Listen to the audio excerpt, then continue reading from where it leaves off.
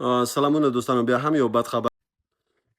دوستانو راځي د مهاجرت په اړه درته وایم چې غیر قانوني مهاجر چې د دغه بلاروس هغه تونل یا زمینی له خوا نه غوښتل چې لیتوانیا څخه ته داخل شي، خو هلته د پولیسو له خوا نه دا نیول شوی دی. بیا همدغه په 2015 کال کې ګزارش ورکړی چې په 2015 کال کې چې دغه هېواد ته غوښتل چې څوک دننه شي، نو سومالیا یې پکې 256 نفره او افغانان پکې یو څل 63 نفره چې غوښتل غیر قانوني توګه دغه هېواد ته دننه شي، نو هلته نیول شوی دی.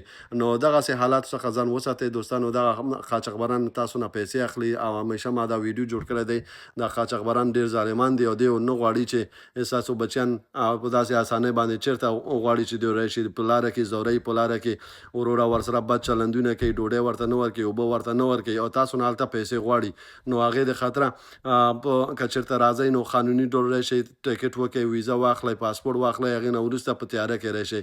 نو دغسې ځنګلونو باندې چې تاسو راځئ نو حتما تاسو لپاره مشکل جوړیږي او بچیان هم له منځه ځي او فامیل هم له منځه ځي. نو هغې د خاطره د قاچاقبرانو سره دغو خلکو سره هېڅ کله اړیکه مه نیسئ. دا ډېر ظالمان دي. دی په پروان ولایت کې د یو کور چت غورځېدلی دی چې پکې 8 کسه له منځه تللي دي. نو دا ډېره وحشتناکه پیښه ده. دا هغه سیلابونه او بارانونو له وجې دی چې تاسو په تېرو هفتو کې تاسو هغه ګزارشونه هم ولیدل چې په کابل او همداسې نور ولایتونو کې د افغانستان ډېر بارانونه وشو، سیلابونه راغلل. نو د هغې د خاطره دغه آخري ځل دپاره اوس دغه بله پیښه رامنځته شوې دی چې په پروان ولایت کې یو چت غورځېدلی دی. د هغې د له وجې 8 کسه په دغه کې دغه شوي دي، ځانونه یې له لاسه ورکړي دي او شهیدان شوي دي. خدای دې موږ او تاسو باندې رحم وکړي او خدای دې زموږ او ستاسو په افغانانو باندې رحم وکړي او مسلمانانو باندې رحم وکړي.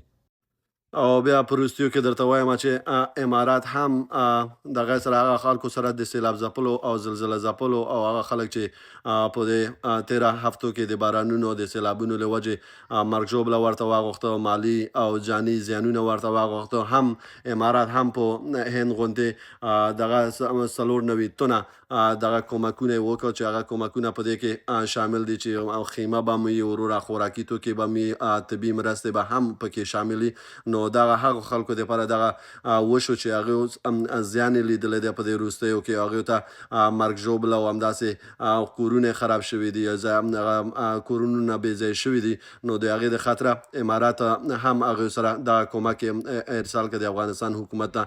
نو خدای دې وکړي چې دغه کومک هغه خلکو ته ورسېږي، هغه نیازمند خلکو ته ورسېږي چې هغوی ته په دغه سیلابونو له وجې د زلزلو له وجې هغوی ته زیانونه رسېدلي دي. او خدای دې موږ او تاسو په هېواد کې آرامي او سوله راولي او دغه آفت او بلا دې خدای په مسلمانانو نه راولي. بیا هم ژوندي اوسئ، سلامت اوسئ، په خدای مو سپارم. او که چېرته زما صفحه کې نوی هستئ نو کولی شئ زما صفحه لایک کړئ او کمنټ کړئ او د نورو دوستانو سره شریک کړئ. بیا هم په خدای مو سپارم. سلام علیکم.